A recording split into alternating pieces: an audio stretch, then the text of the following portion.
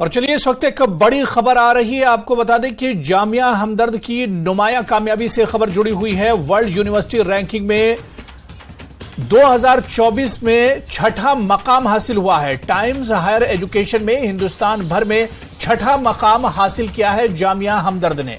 तो इस वक्त की बड़ी खबर आपको बता दें, जामिया हमदर्द ने नुमाया कामयाबी हासिल की है।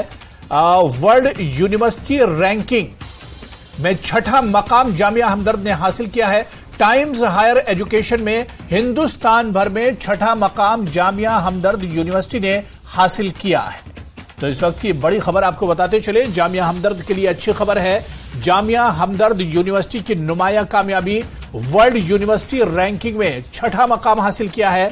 टाइम्स हायर एजुकेशन में हिंदुस्तान भर में जामिया हमदर्द यूनिवर्सिटी ने छठा मकाम हासिल किया है।